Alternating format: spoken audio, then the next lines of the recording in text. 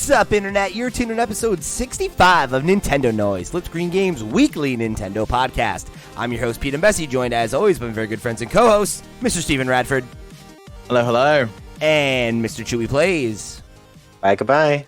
This week's show is all about the latest Nintendo indie world. We've got a lot of games to discuss, so let's get right into it. For our start screen today, I want to start with our thoughts on the presentation and the top 1 to 3 games that stuck out to each of you. Chuy, go. Okay. Looking at the list again really quickly. Pepper Grinder. That stood out to me. Oh, shoot. Where is it? I still think Goodbye World looks really cool. That one's on my list too. Yeah. And then, of course, the closing one, Sports Story. That looks so good. Yeah, who could not be excited about that one? All right, Steve, what about you?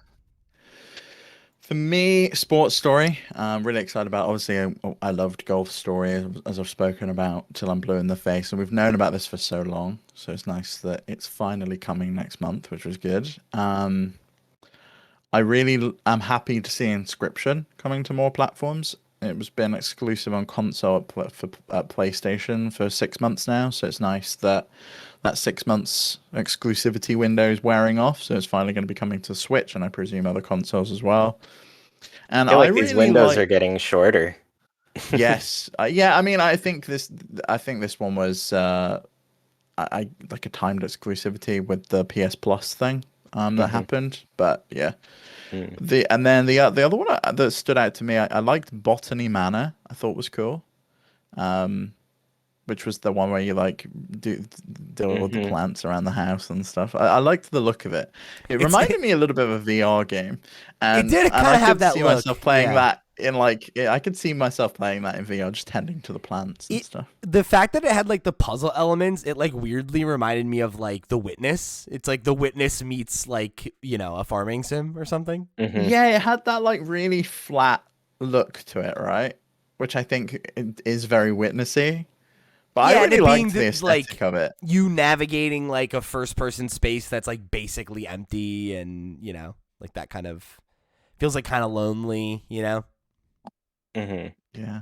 Was this a Whitethorn Games one? I think it was. They have a lot of really cute ones under their company and everything. The one I've been wanting to pick up that's been out since like summer on Switch, I think, was a Pico, which is like a bee simulator game type of thing, where you're just like an apiary trying to make a bunch of bees and stuff.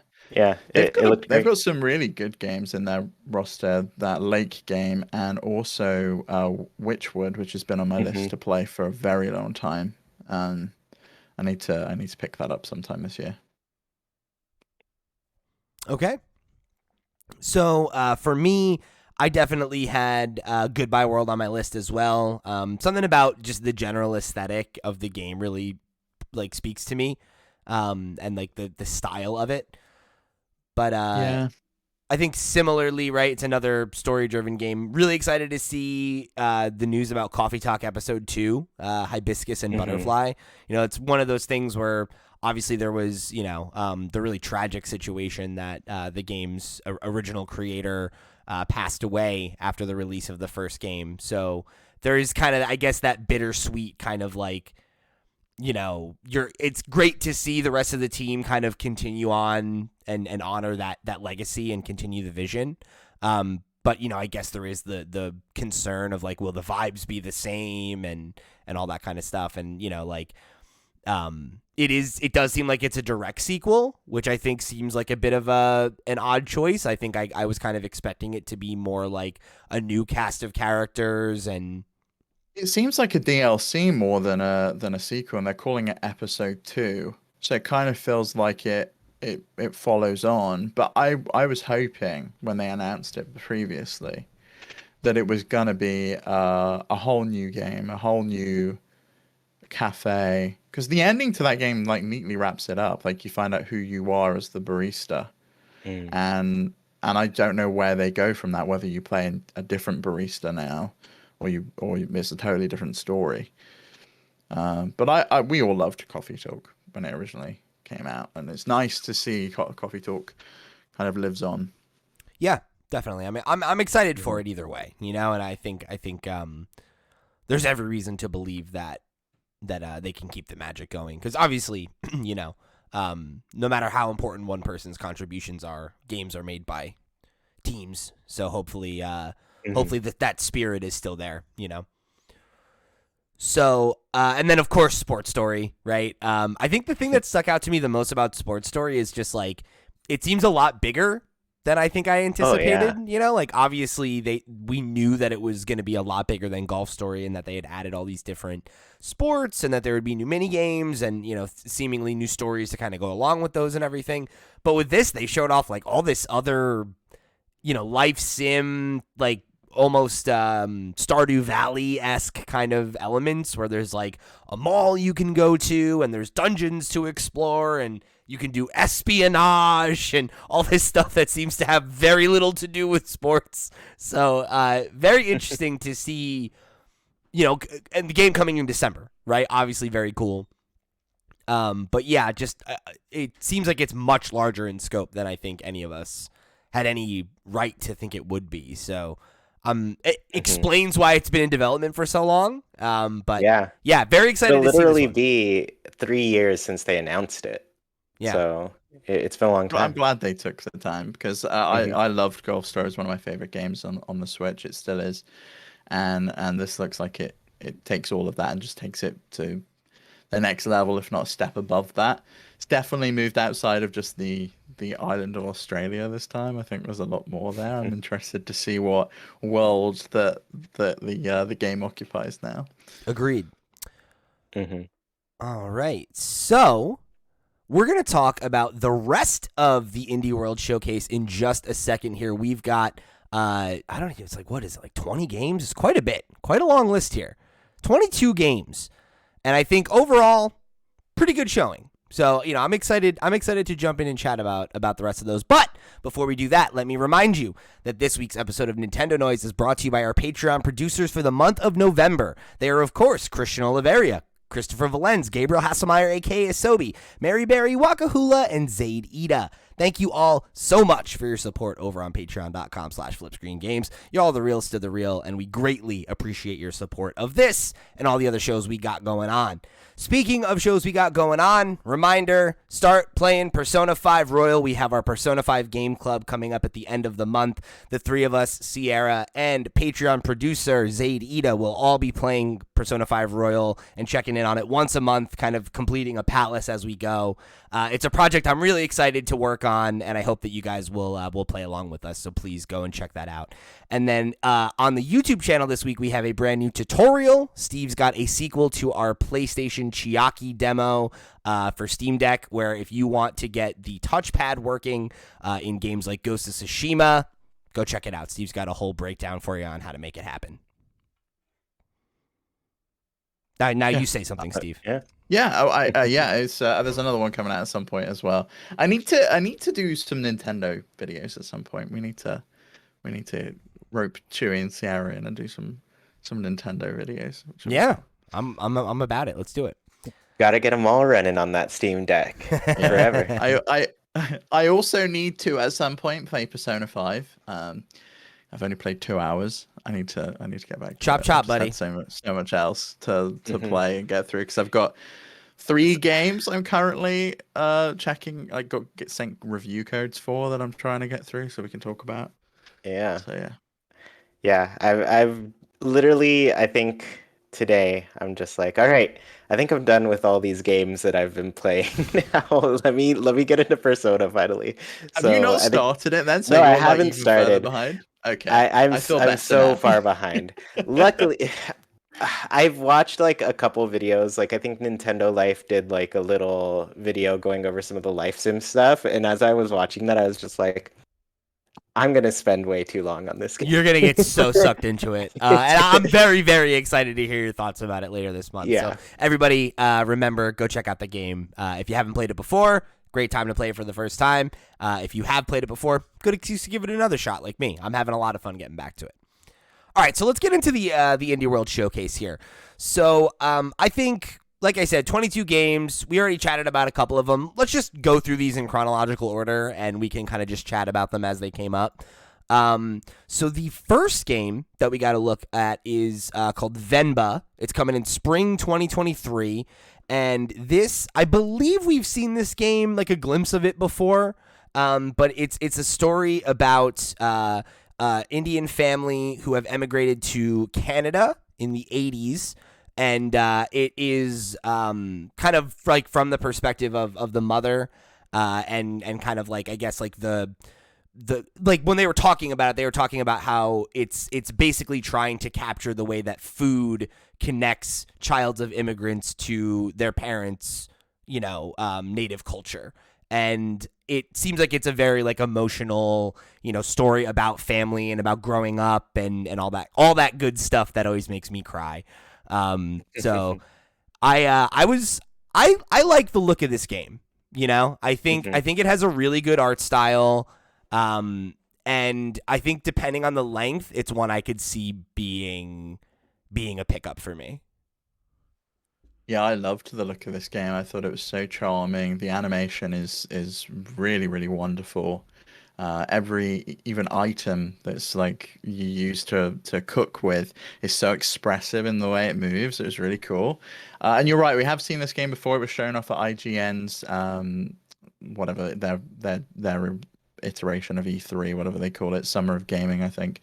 So it was announced then, but this was the first time that we've known it's coming to Switch, and we got the release date that is coming in spring of next year. But I thought it was really nice, and I was very happy to see their cat as well during the reveal, which was fun. Yeah. He's just hanging out in the foreground, like he's a part of the development team, like.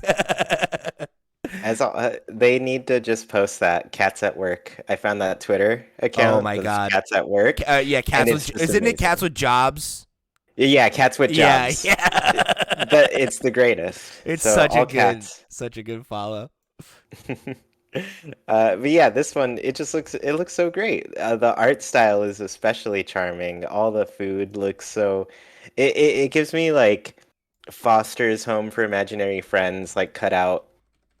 A cardboard cutout kind of vibes. Yeah, okay. So interesting call. I can definitely see that though.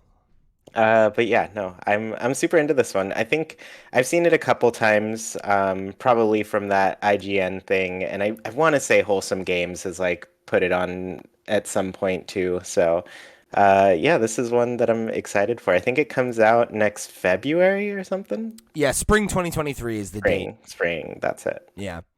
So one to look out for next year, I think. And again, right, it seems like one of those games that's like probably like, you could beat it in a weekend. So like, especially that time of year, like when you're hungry for something new, might just be the perfect time. We need a cooking mama. We need a cooking mama on the Switch. We had one on the Switch and then it went away. It's around there somewhere. If you can find a physical copy, it's floating about. It's not very good, but it's there.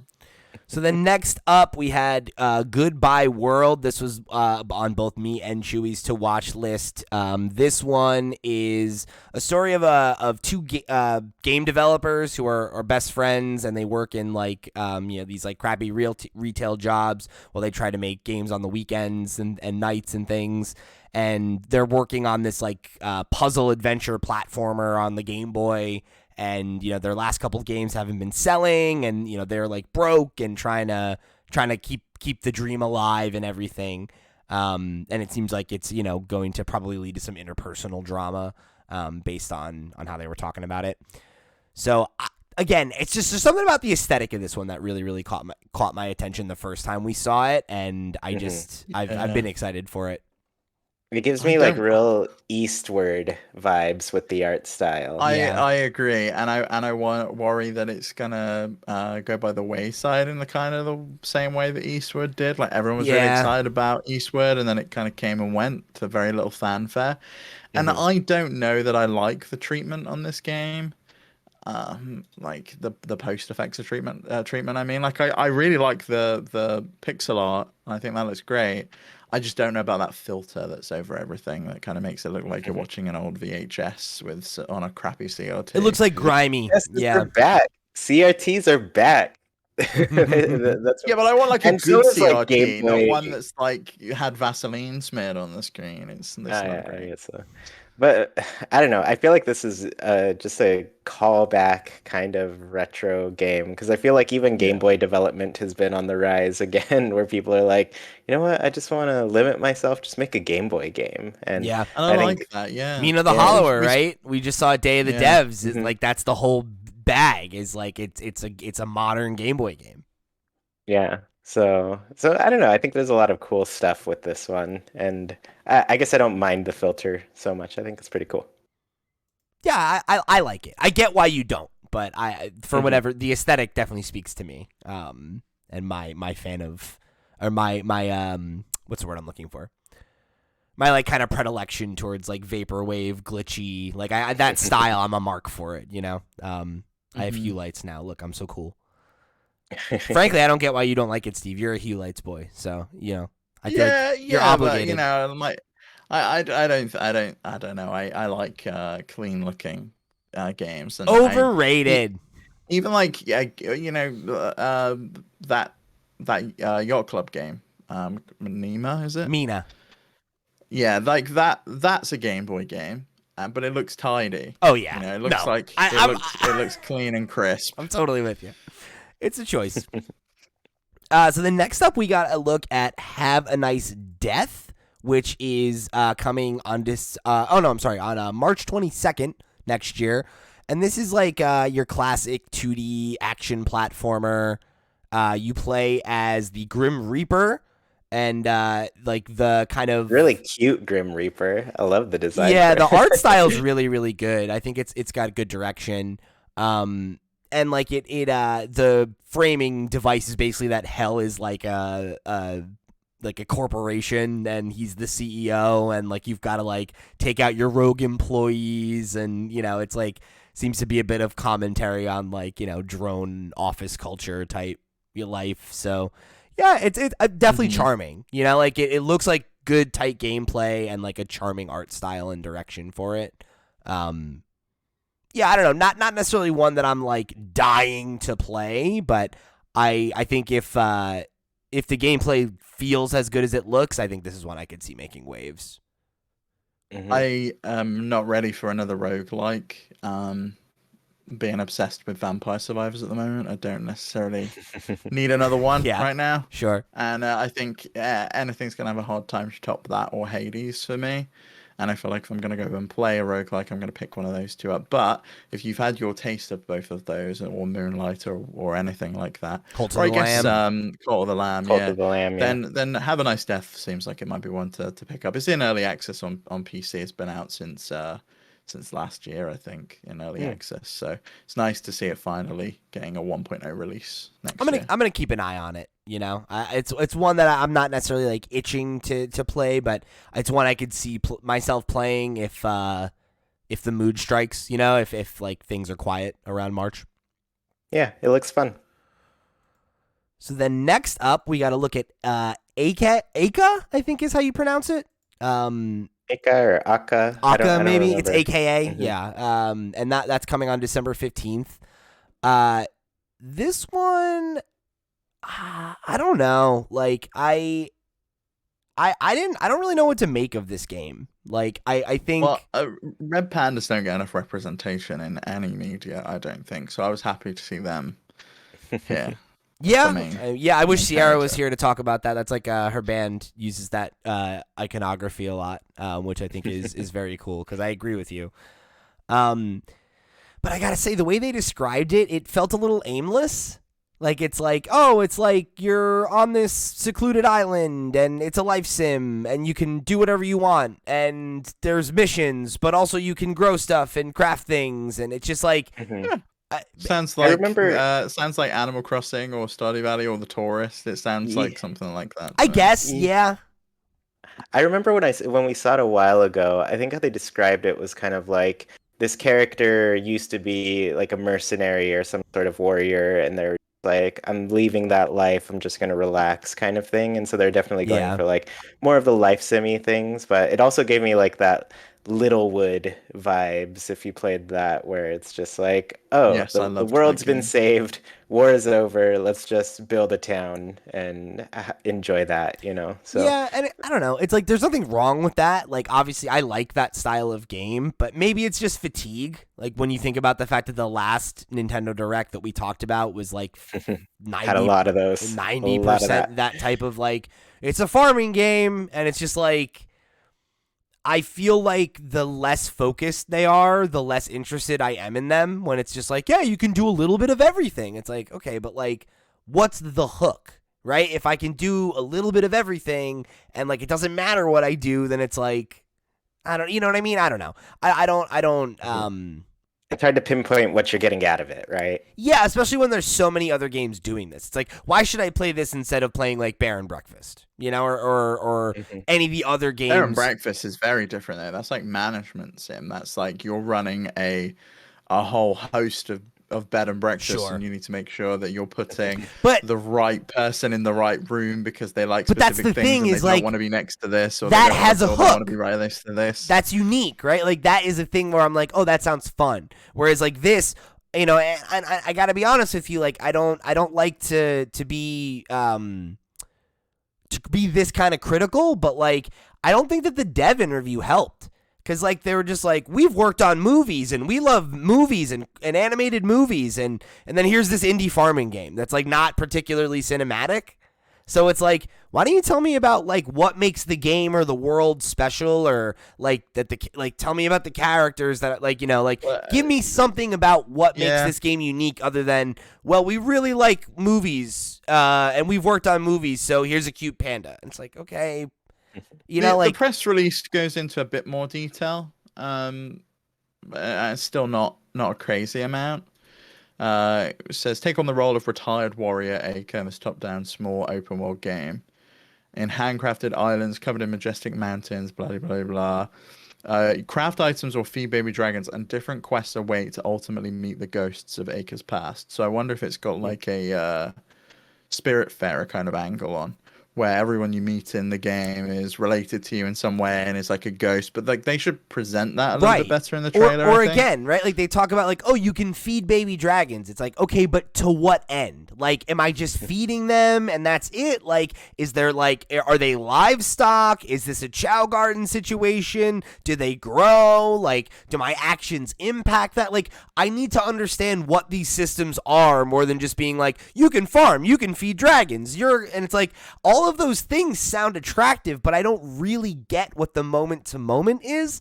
And in a genre that's very oversaturated right now, and not only just the genre, but I think even the style, like wholesome games, right? Like cozy games, like that's a fucking wave right now. And I like that kind of game, but like if your whole thing is that like you're a cute indie game and you can do a bunch of stuff, it's like, I don't know, man. There's a lot of games like that in town, you know? Like, you gotta sell it to me a little bit better and like, make me understand what makes Aika special. Because, like, just looking at it and knowing that it comes out in December, no less, I'm like, I don't feel like I have a really great idea of why I should give this my time. I get that. But it's hard to stand out there, but yeah, it's tough. It is cute. It is cute. I'll give it that. You're right. It's cute. And I do like red pandas. So we'll see. So next up, this was one of the ones that was on Chuy shortlist, and it was like right there for me too. This one really appealed to me. It's called Pepper Grinder. It's coming out in 2023. It is a like 2D action platformer. It's a Devolver joint, so you know that's always a good thing usually. The rough, you know, I think elevator pitch for it is like a one of those kind of retro-inspired pixel art, you know, platformers, and you're this character who's a treasure hunter. you get robbed and all your treasure from this expedition gets stolen and spread out all around this like island, and you have this like crazy drill bit that you use to like dig and find treasure, and you can use it to fight enemies and use it for like traversal, or like if you're an audio listener, you can like use it to like go down and like hop up out of the ground and then jump to another set of dirt and like use it to like solve puzzles, and it looks like a really unique platformer. And like, I love a good 2D platformer, and I feel like it's been a while since we've had something like this that really came out and like, blew people's skirts up. That mechanic really just made me think of that. I think it was like the third world or something in Celeste, where you kind of like do your dash through those portals, kind of spacey portal Yeah. sections, like the space bubble things, Totally. and it would just like shoot you in those directions. And I was like, I feel like they just took that idea and were like, all right, how can we mess with this in a different way? And it was cool. I totally see that. And the way that you're talking about it reminds me of the way that Yacht Club talked about Shovel Knight, where it's like they took like the DuckTales, Scrooge McDuck, the hop, and like we're like, okay, like what if we built a whole game around a character that moves that way? And it's like, yeah, like that's like that was a huge influence on Shovel Knight, right? Yeah. I think you can kind of see that through line here. And maybe Celeste wasn't as much of an inspiration as we think, but I feel like you can kind of see that through line for sure. Yeah. I'm just, saying what it reminds me of for sure. But overall, like, I don't know. I like games like this that are kind of like quick-paced platformers that just feel like there's always something in front of you. Because sometimes I'm just like, yes, I play a ton of those cozy games and everything, but sometimes I'm just like, I just need something really fast right now where I'm probably going to die soon. So this gave me that impression. That's my favorite thing about platformers, right? Is like games that are just like, they're just frenetic. They're just about gameplay. And like, yeah, like I like the art style and the music was cool. And like but like when you get right down to it, like what is going to hook you about that game is like, oh, I gotta get one more level, one more run, one more level. So why don't you like Souls games then? If you're all about just the gameplay that's hooking you, what's up with that? I don't think those games are good. What's up with that? Sorry, and I know it is my least popular opinion. I've tried and tried and tried again, and I gotta Are you playing Tunic yet? No, I haven't played Tunic yet, so maybe that's the one. Maybe that'll change it. Maybe. But that would be different, right? Because like my beef is really honestly with From Software. It's like it's not Souls like. I liked Jedi Fallen Order. That was a Souls like. Go and play like why don't you play like Demon's Souls? No, like, that is From Software, but it's like been covered up in Blue Point's magic. No, fuck that. I'm sorry, I'm not interested. I've tried enough. I'm done. I'm not trying those games anymore. I don't like them. They're not for me. Speaking of games, I can respect that because that's like that's like Pokemon for me. Yeah, I'm just not doing it again. Like I've tried again. People are like, "This is the one that you got it," and I'm like, "Okay, I'll try that one too."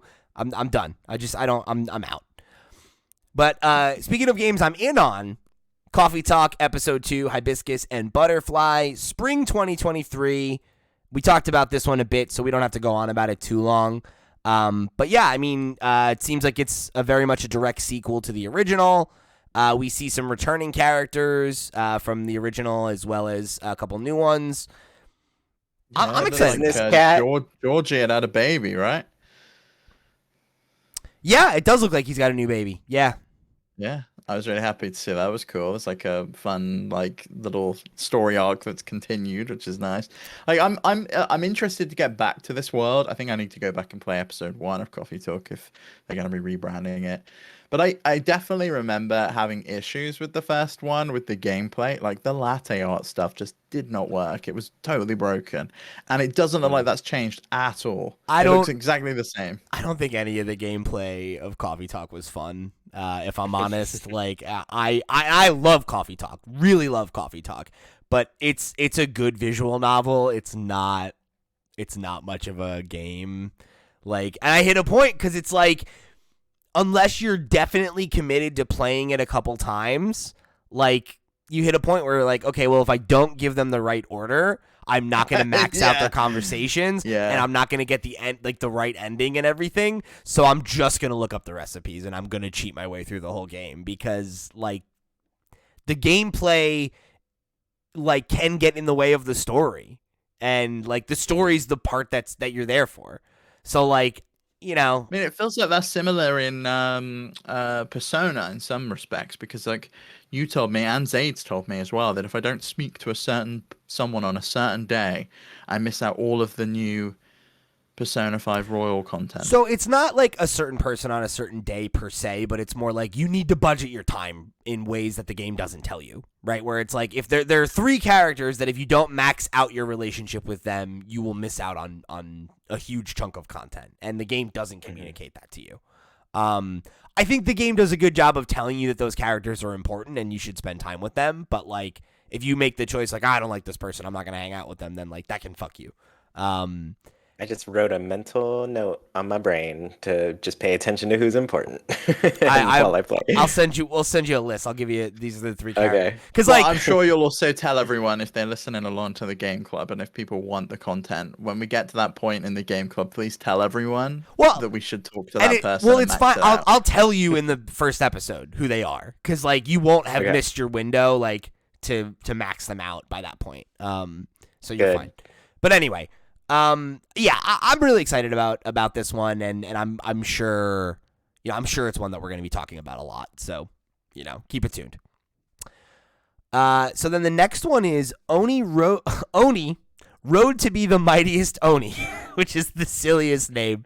And this one's coming out on March 9th, 2023. It is a 3D action adventure type game. Where you play this cute little, demon guy, and you team up with a ghost, and you go and fight a bunch of demons after you've been defeated by a legendary hero, so that you can become stronger and become the strongest Oni. So, it looks like it's got a bit of that kind of like, I don't know, like it could be, I guess, Souls-like-y, depending on how hard it is, but it really just seems like it's that kind of like. It looks like Zelda action. Yeah. Combat rather than Soulsy. Yeah. They mentioned something that I was confused about during it about controlling both the characters and a single Joy-Con kind of thing, and I was like, what does this mean? I don't understand if the controls are just going to be confusing while you play. Yeah, like is it motion controls or like what's the vibe there? Like it was very unclear to me, but I think you'll probably switch between them. But yeah, the press release says the same thing. To defeat them, you'll control both characters simultaneously using a single Joy-Con, which makes no sense unless you have more context. Makes sense. Yeah. I'm like, so there's a lot of work that needs to be done by that sentence, and it's not there. Yeah, unless it's like a Cappy situation where you like swing it with like a motion control to control the secondary character, which is how you obviously controlled Cappy. Yeah. So I maybe it's something like that. It could be something like that. Yeah, because like they also show like these scenes where you're like fighting Onis that are like invincible, and there's like a shield that pops up to defend the character. So it's like it could be that like where it's like there's like special abilities you use when it's like you got to collect the souls after you kill the Onis. Do this motion. You got to defend yourself against the invincible ones. Do this motion. Like I don't know, but yeah, it says the combat is like, I guess it's like in 2 parts. You use Kuta's club to attack the demons, and then Kazimaru will draw out their spirits. Gotcha. But I don't know how you like switch between the 2.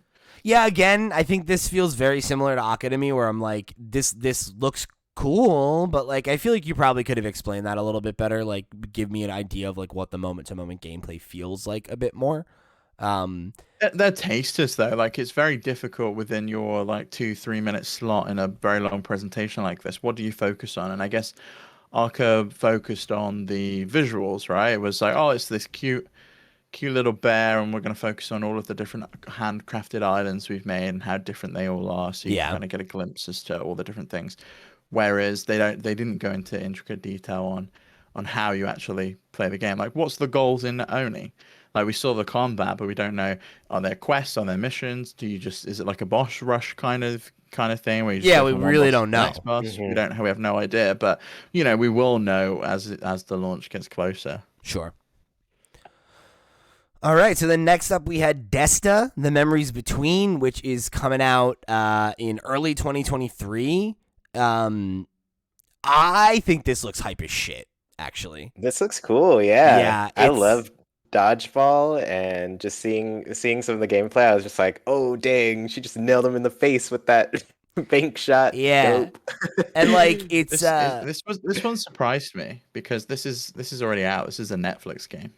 really? Oh, yeah. You can download Sweet. this as part of your Netflix subscription if you want to. It was released during Jeff Keighley's like Netflix game of the day of play or whatever he did. That's crazy. Around summer. I think this looks awesome. I'm definitely gonna check this out. Yeah, maybe I'll play it on my phone, I guess, with that. But I don't know. Like, I think this seems really neat. Like, I really like the idea of it's a roguelike, a roguelite maybe, but like it's a turn-based RPG, like tactical RPG, like almost like your Fire Emblems or like XComs or whatever.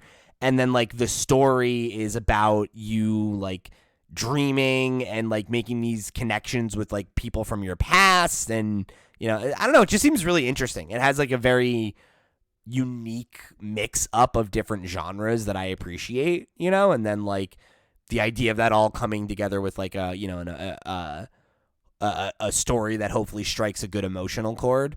Sounds cool. Mm-hmm. Sounds really cool. Man, I'm looking at all these Netflix games now and being like, what, Moonlighter's a Netflix game now? Yeah, I they didn't know bought we had done that. they bought them. I heard they recently bought the studio that made Cozy Grove as well, so they're making Cozy Grove 2 under the Netflix name. And I think Oxenfree is coming out from Netflix Yeah, as Bossa, well. they bought them too. Wild. Yeah, I mean, it concerns me because I don't want those games to be trapped on mobile, and I want them to come to consoles and PC. I mean, this and one if they is. own the studio. There's no incentive. Yeah, but they don't own things studio. into, right? They just own the game. Yeah, they don't own. Yeah, they don't. It's Us Two. They don't own the studio behind it. They just bought the game. And Us Two did a game for it was exclusive to Apple Arcade as well. So they're open to experimentation. Do you know if those games work on like iPad or like tablets or? Yeah, they work on iPad and tablets. Play them there, maybe. You can download it on Google Play or the Apple App Store, and you just sign in with your Netflix account. You could probably. I got obsessed with Pompey for a while. You could which probably is make like it work another- on Steam Deck too. Then no, because I'm pretty sure you can download the app version of Netflix. It doesn't run Android though. You can still get Jim Henson's The Dark Crystal, Age of Resistance Tactics on Switch. So Age of Resistance Tactics. Hell yeah. Yeah. Okay. Yeah. Well. But yeah, no, I from what I've heard, I think the studio that's making Cozy Grove, they're still releasing it everywhere, but who knows how that'll change in the future. Yeah, so. I mean, that's a pretty good get for them, right? Because Cozy Grove on mobile was exclusive to Apple Arcade, and I know a bunch of people subscribe just for that. So presumably they'll take it off of that and put it onto Netflix instead. Yeah.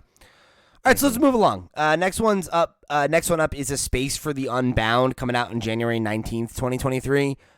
This is another one that I think we saw at the last Nintendo indie presentation, or like I definitely remember seeing this at a direct in the past. This is another one that like definitely caught my attention. I really like the style. It's like a weird supernatural story wrapped up in like a high school romance coming of age thing, and it's in pixel art. I'm like, yeah. Now this is like too many of my buttons being pressed for me to not want to give this a shot. It's published by the Coffee Talk people, right? Chorus and Togue. Is it? Yeah. That's awesome. Yeah, it's from the studios that brought you Coffee they're Talk. doing great. Yeah. So it is the like Coffee Talk studio. Okay, So I presume this probably this slaps. is going to be a great game. Yeah, this game will probably be amazing and fly under the radar, but we'll love it. There's a demo on Steam piece, so it might be worth you checking that out if you've got Nice. 10 minutes you want to try it. Well, January 19th too. I mean, it's right around the corner. So, Yeah, this one for me. As soon as like the words "slice of life" came out of his mouth, I was like, "Yeah, you sold me on it." Perfect game. yeah. Also, I don't know. I I like that it's like a story about like a romance. Like there's not like a romance is kind of like I feel like an underdone genre in games, like especially because like a lot of it is like it's either like a It part. leans like romance sim too, I feel. Yeah, Like, because it's always it's either more like that or it's like a background thing, right? Where it's like, oh, like in this game you can romance people, right? Like in Persona you can romance a character, but that's a minor part of the game. Or like there are games that's what it's explicitly about, and they're like more overtly sexual and things like that, right? And it's like there's not a problem with either of those things, but I like the idea that this is just like a story-driven game that happens to also be a romance in a pretty significant capacity. Which is strange, isn't it? Because like that's how you would do it in TV and movies often. Yeah. It's like romance is there, but it's not always front and center unless you're watching a romance. But you're right, it does go by the wayside a lot in games. It's just like these characters are never really 3D in terms of like having depth of personality. It's rare. They're just like shown as someone who's like, a fighting machine or something. And you don't it's very rare you get it. Like you come close in some games. I feel like some of Sony's games are pretty good at that in terms of showing like For sure. Romance between characters. But I've not seen an indie pull it off. Not in a significant capacity anyway. Yeah. I'm sure there are examples that we're not thinking of, but like it's not common, right? Which is I'm excited. Yeah. I'm into that. It did remind me of the dating sim that I'm really excited for called Love Burb. I don't know when that comes out, but it's a dating sim with birds. It's great. It's I really hope it had a full I hope it boyfriend. lands for you. All right. So then next up we've got I wanted to remember how to pronounce this and I forgot. Dordogne? I think Yeah, like, maybe this. Dordogne? I'll be honest. This one I left my mind because I did not care for it all that much. Well, fair enough. It's coming out in spring 2023. This game is another kind of like it's another one that I think fits in that like cozy experiential, like it's very exploratory. You play this woman whose grandmother has seemingly passed away, and she's kind of going to the home that she had where she spent a bunch of time when she was a little girl, and it's like this whole like dual narrative of like you playing in the past and exploring the neighborhood and the area and then like as an adult trying to reconnect with those memories and try to like kind of fill in some of the gaps, and like your grandmother left these like photos and letters and like things for you to discover, and it feels like one of those kind of environmental story type experiences. So, okay, this is totally off topic, but the guy who they had talking during that section, I've been watching a lot of Handmaid's Tale. Final season's been going on in Hulu, but this guy looks like Bradley Whitford, who was the dad in like Get Out. If you look him up, I was just seeing him. I was like, oh man, I just saw you on the show I was watching this morning. What have I seen him in? He's in Get Out. He's in Handmaid's Tale. We're not going to sit here and talk about what this actor has been in. Get back on track. All right. Anyways, that's a side note. This guy looks like him. That's it. Okay. Brooklyn Nine-Nine. Yeah, Jake's dad. Yeah. Okay, so I guess that's all we have to say about this game. Yeah, it was the visuals for me. Like, and I know the guy that they had presenting it was the art director for the game. I did not like them. I just didn't. The characters were just like there. There was no shadow. There's nothing that like anchored them to the scene. It was just they were there floating on top of it, and it just, for me, that combined with the fact that I don't really like watercolor as an art style anyway, it just didn't really do it for me. Yeah, I don't know. It seemed cute, novel art style, but yeah, it wasn't one that necessarily left a big impression on me either. So moving along, we got Botany Manor. This is another one I gotta say that I kind of tuned out. I know that this is one that you were really excited about, Steve, but I'm just like, yeah. I thought it looked really cool, and I can see the Witness vibes now you mention it. Like it really is like very much that when you see that the style. But I like the fact that there's like potentially puzzles and how you like solve things with the plants and stuff. I really want this game to come to VR though. Like I can see myself walking around that world in VR, picking up the pots, doing the seeding and the watering and all of that stuff in VR, and I feel like that would be a really good place for it. But it looks like a nice game. And now that I've got The Witness on my mind, I need to go and try out that spoof. Have you seen the spoof called The Looker? I really need to play it. We need to play it on stream at some point, Pete. It looks so funny. We'll do it. All right, so moving right along, the next one is Once Upon a Jester. This one's coming out later today, and I thought this one looked really interesting. It's a game that was made by a group of musicians. And it's about these two friends named Jester and Sock who are trying to like steal this diamond from a king. So they're like, okay, well, our way in is to like win this annual theater competition so that we can go and perform. And then like they're gonna steal this thing or whatever.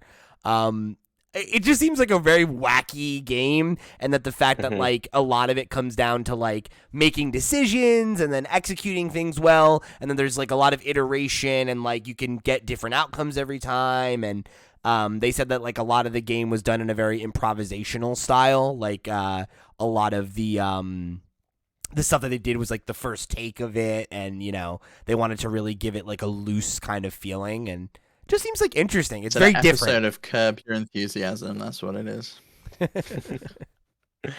I love the concept. It definitely gave me those like improv vibes as somebody who does improv, and it was just cute. I like the funky art style. The voice acting for all the lines was just like I thought it was hilarious every step of the way. So yeah, are you gonna pick this one up? I mean, I probably will at some point, but right now I can't think of what I'm picking up. I got to play Persona. Fair enough. Yeah, this is one I'd like to find the time for. It seems like very unique, and I think that's pretty much the nicest thing you can say about a video game in my mind. So. Then we got to look at Rogue Legacy 2 coming later today. I don't really feel like we need to talk about this one. This game's already been out for a while. It's on other platforms. Obviously, it was already very well received. Cool to see it coming to Switch. Yeah. This is a game that belongs on handhelds, and it's nice to see it coming to Switch so people can enjoy it. Agreed. So then moving back to the moody, sad boy type games.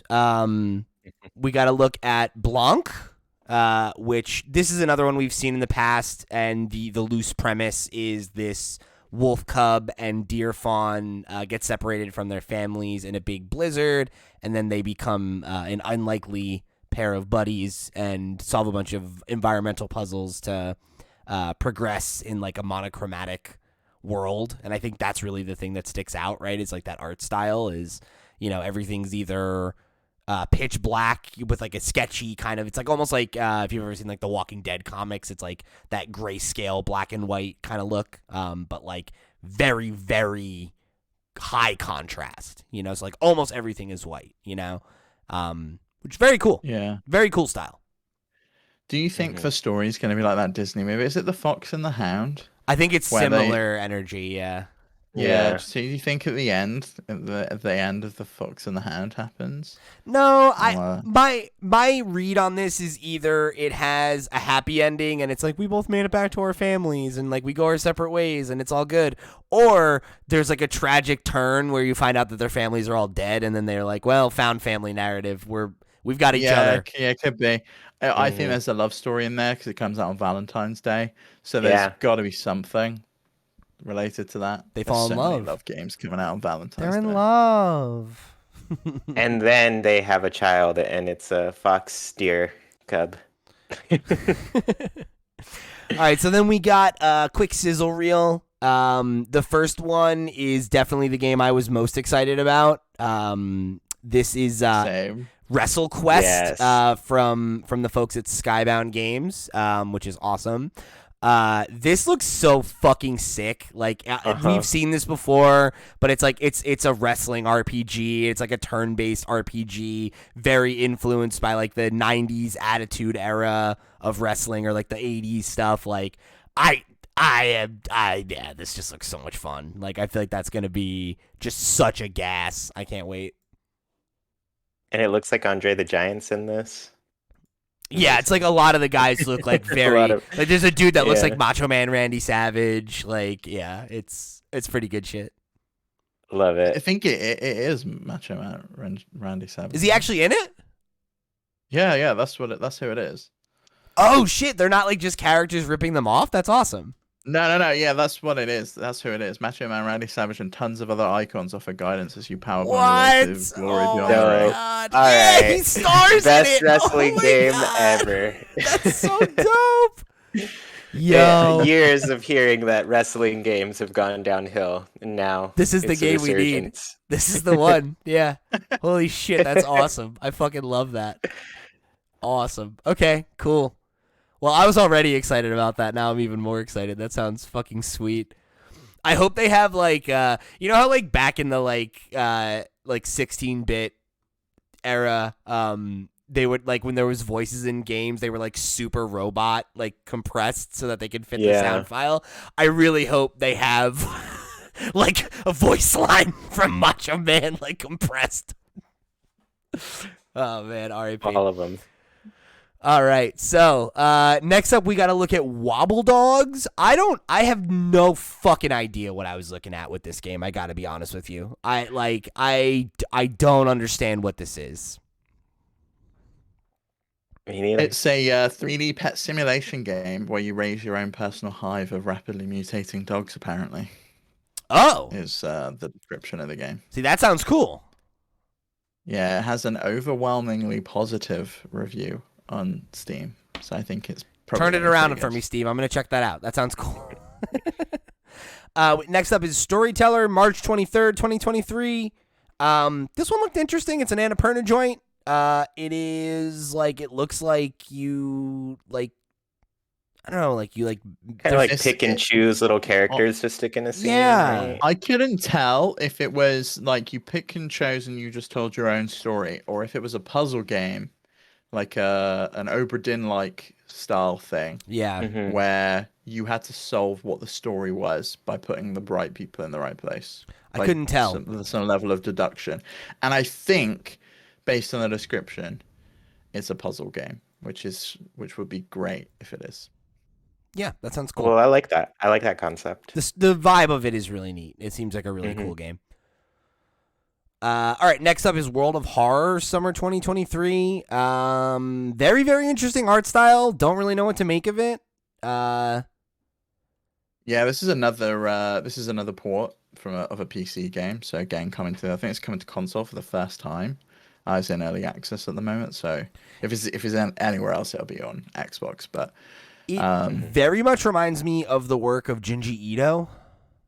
Who's a famous manga artist who's done stuff like that's exactly what it is. Apparently, that's what it says. Yeah, Junji Ito and H.P. Lovecraft. There you go. Yeah. Okay. Well, look at me. I'm so well read. Yeah, I'm looking forward to playing this one. Like I've had this one on my wish list for a while. Because it's I think similar in gameplay to something like Inscryption. And that is like a roguelike with like a deck of cards and things that you have to kind of play in the right series of events to unfold. So it looks like it'll be fun. Mm-hmm. Yeah. Yeah. The short amount of time they showed it, it definitely caught my eye. And I was like, oh, this is like, it looks horrifying and amazing. So, yeah. Then we also got to look at Curse of the Sea Rats, which looks to be another like 2D action platformer with like a kind of hand-drawn art style. It's like a bunch of rats that are like pirates. Gave me like a real like it reminded me of like Newgrounds for some reason, like that early era of like online animation, like the Flash stuff. Not in a bad way, in a good way. It looks cool.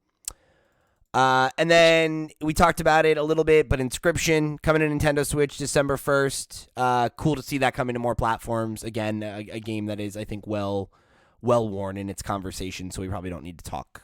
Have you played that game, though? Not yet. I have it, though. Good God. Please play that game. At least Act 1. Play that game all the way to the end of Act 1. It is a very special game. It is on the level of Undertale special. Don't read anything about it. Just play the first act. That's the reason very, I haven't played it yet, is I know that it's a big game like that, and I want to make sure I go into it at the right time. Ready for it. Because I think it's really going to be my jam. Because I like deck building games already, so... Yeah, true that. I'm more interested now because I've always heard the name. I've always heard it recommended, and I've never looked it up or anything because people also always say don't look at anything about it. And now just seeing these short little visuals, I was just like, oh, okay, I think I could get into that. Yeah. All right, so rounding it out, we got another look at A Little to the Left, which is another one we saw at a former Nintendo event, and this is very much like if you've played Unpacking, it's very much the same kind of game. Like, it's about organizing items and tidying a home and making things, just making things organized, but kind of the what's the word I'm looking for? The twist, I guess, is that the antagonist is the developer's cat. And a paw will just come in while you're trying to do stuff and knock stuff off the table, or you just organize a bunch of flowers or whatever, and it comes and throws his paw through and everything. So very, very cute game. I loved Unpacking, and I can definitely see the appeal of a game like this. Another great cat appearance too. The cat has his butt facing the camera the entire time they're talking. Cats with jobs. They're taking our jobs. This cat, I don't mind. This cat is a seasoned developer. I really want to know what they put underneath that Nintendo Switch to get the cat to nudge it out the way. I was thinking that exact same thing. I was like, how long did it take them? They must have, when they finally got, they must have been like, holy shit, we finally got this shot. Yeah, right. I bet there's a little bit of catnip or something right underneath that area. Something, right? It's gotta be. But yeah, I think this game looks really cool. It's got a nice almost colored pencil kind of art style too. It seems neat. And it was an out today game too, so people can get it now. I think I'm gonna get it for Sarah. She got really, really into. She watched me play Unpacking and then played it twice. And was really, really into it. So I think this will be one that probably speaks to her as well. There's I'm watching a thing right now where the cat leaves little paw prints all over. You gotta clean up, and he steals the rag and stuff. It's this little bastard. It's so funny. There's over 70 scenes for you to do too, so there's quite a bit of content. Yeah, it's good stuff. All right, so of course we close things out with a big old update on Sports Story. Coming out, I think, much sooner than any of us thought. December, just around the corner. We saw a bunch of new content. Obviously, we knew that there was going to be new stuff besides golf. I believe we already knew about tennis and soccer, but they showed off fishing. There's BMXing. Like I said earlier, there's new areas that you can explore that have elements of espionage and social sims and dungeoneering and just all this stuff that I truly don't understand how it fits into the context of this game. But I have full faith in this team, right? They delivered some real magic with Golf Story, and I'm excited to see them up the ante.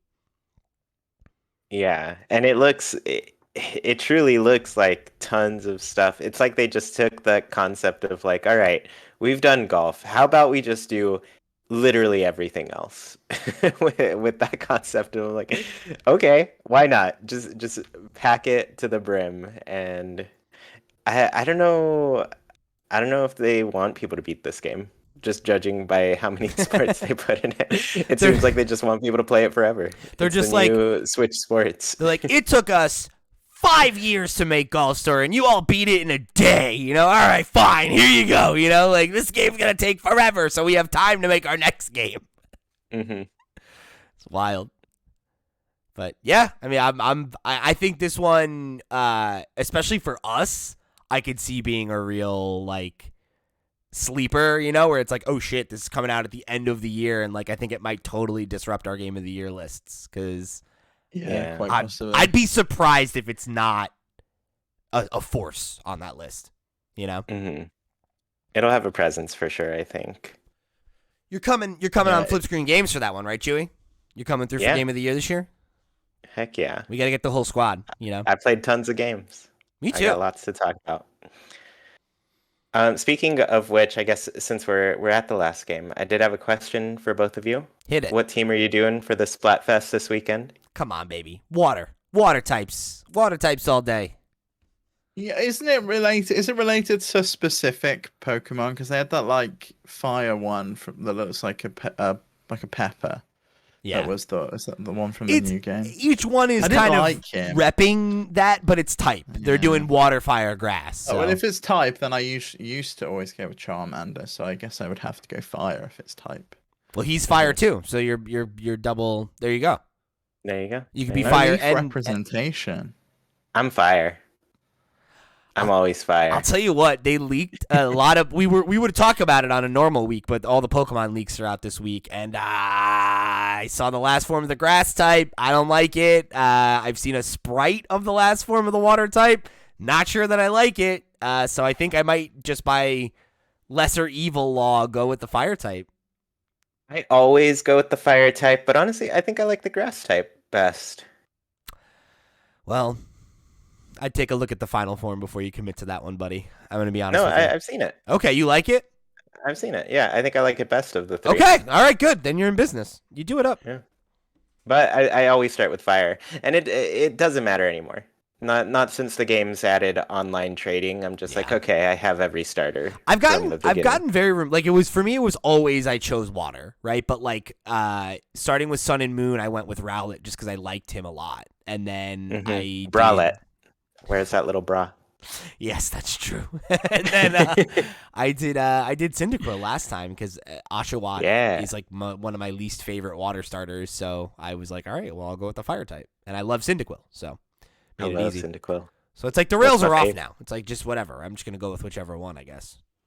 I like Quaxley, but I don't know. Yeah, Steve and I will be playing together then, since we'll be on the same team. There you go. I honestly thought we were gonna pick different teams again, though, because I think we've been different each time. I don't think we can though, because it's the whole European versus America thing. It's still segregated. Oh yeah, isn't it? It's really irritating. It's like they had one SKU this time around for the worldwide, and yet still I had to select at the beginning which region I wanted to be in, and it's frustrating. And it's not like it's fixing their disconnects, so I don't know why they do it. Yeah, I don't know why. It's really, really infuriating because I can't play with the majority of my friends whenever a Splatfest happens. Mm-hmm. Why don't you just switch to the America region? It like picks it based on like your console. So you can change it though. You can change it, yeah. Can you change it at any time? Yeah. I think once per like season. I think. But you can definitely change it. I remember when I said it, it was like, you're in the Americas, right? I was like, yeah. It's like, oh, you can change it if you need to. It's like, okay. Or I might just try changing it just for the Splatfest then. Yeah. I was we'll end it here after this, but I was listening to a podcast recently, and so I can't remember exactly who said it, so I don't want to misquote somebody, but I remember them being like they were playing Splatoon and it got late and they were having trouble finding matches, so they switched to the Europe so that they could play against Europeans because they were waking up. Let's keep on gaming. Amazing. The forever game. Yeah. All right. So before we wrap it up here, final thoughts on the Indie World Showcase. What would you give it if we were grading this one? I think it was pretty good. You know, I'd give it probably. It was a B for me. Yeah, I'd say like maybe even a high B, but I think a B. Yeah, you know? It was missing like a big hit standout announcement for me. Like Sports Story was great. That's hype for sure. Yeah, that's great. Mhm. But I feel like we needed one big like announcement. Like if we'd have finally had like Silk Song, yeah, then maybe. Yeah. Or even like That a Silk big Song like stealth or, like, drop. yeah, or I something think- like Vampire Survivors. I really thought that was gonna be here because it's coming to Xbox as well. I think too many of these were games we've seen at other Nintendo indie events, right? And like yeah. even either if either at Nintendo Another events indie or they were events. at like Summer Game like, Fest or like whatever. Chuy said, yeah, like or Wholesome games. yeah, wholesome, yeah. or Day of the Devs or right. Mhm. And granted, I think it was sick that a lot of the games that we have seen before, it was like, okay, here's a release date or a window, right? Like it's like Yeah. they seem imminent now. But I feel like that's like the whole thing with Nintendo right now, right? Where it's like, okay, like we know about the stuff that's coming. Give me something new to look forward to. You know, like it feels like it's like I've been seeing these games for at least a year or two. You know, and I kind of want a look at something fresh. Yeah. Yeah, and I think it gets harder to see that as we follow more and more indie stuff. And I feel like indie game coverage in general has gotten like a lot better and people are more on top of it. So Yeah. Yeah. It's something we're also all just generally interested in. Like we all like indies a lot. So it's like, especially now that Steve and I got Steam Decks, like Yeah. I'm way more on top of what the hot new indie games are than I was before. So it's like, I think That, it's. and I think Putting that on my wish list. It feels like the Switch is slowing down a little bit at some point. I'd like to do an episode about that at some point because it feels like we're reaching what feels like to me an end of a generation. It's the wind where down. It's like winding down. We've had, we're just getting out the last few games Nintendo had in the pipe, and then it's ready for the next one. And like we're starting to get like sequels, like it's like, okay, it's the second Yeah. Fire Emblem now. Okay, all right. So yeah, it's like we've been here for a while. And they're looking at DLC too for a lot of the games that are still kind of popular and everything. Yeah. So yeah, I think we're winding down for sure. I'm very ready for them, and I know it's like Oh, we're yeah. like a broken record at this point, but I'm very ready for them to announce what's next. Not even just hardware wise, but like software wise. I think like they and Sony are in that boat for me right now, where I'm like, man, like can we get like one of those like E3 style blowout present, like give like what's coming? Like what is the next big Nintendo EAD game I should be looking forward to, right? Like Zelda and like Pikmin it's 4. been a hot minute since we had one of those, really, because we didn't get anything really around summer. I mean, I guess we got Fire Emblem announced and the Tears of our Kingdom. I would say, like, excluding Pokemon, right? Because that's obviously imminent. Like, I feel like the only games we know of that are on the horizon that are big games right now are Tears of the Kingdom, Pikmin 4, which we have no idea when that's coming, and Fire Emblem, I guess. and Fire Emblem, yeah, and I guess Advance And Wars because that's Metroid disappeared. yeah. Does Advance Wars exist? I don't think it does at this point. Please let it exist. I want that game. The one person who got to play it by accident. I'm jealous. I was really looking forward to that one, yeah. So, I think there's clearly a reason why, right? And I think it's because they are probably gearing up for the next thing. But I think as long as we're in this like holding pattern mode, like, yeah, like I don't know, like I feel like the hype is low right now in the Nintendo community. Like I feel like we need something shiny and new to be paying attention to, and like it feels like not as dire, but it feels like we're back in that pre-Switch era where it's like, yeah, like I'm still playing Nintendo games on my Nintendo console, and I kind of wish they would do something new though, right? Like everybody else has these shiny new toys that they're showing off, and like it's been really easy to not pick up my Switch, lately, and I want to get back to that point where my Nintendo console is really, really heavily competing for my time. I used to play my Switch every day, and now it's like, oh, I haven't played it since I put down Xenoblade, which is Get sucks. back to it. Yeah, I want that to. in Persona. I'm never gonna play anything else. I know, right? Like it's like there's so many games, and like I I feel like it's time. So I think overall a strong showing. Maybe not the strongest, but certainly a good indie direct, and a number of games here that are on my radar now, or that I think will be in contention for Game of the Year. So not a bad way to go out, right? Mm-hmm. All right, so if you guys want to let us know what your favorite games were, or your thoughts on where you want to see Nintendo's console strategy go next, make sure you write into us, questions@flipscreen.games. Come join the Discord. Come find our stuff wherever you want to find us. We're at flipscreen.games. That is our website where you can find links to all the places you can find us all over the web. However you choose to get involved, we appreciate you tuning in to this week's episode of Nintendo Noise. For the crew, I've been Pete, he's been Chewy, he's been Steve. We'll see you next week.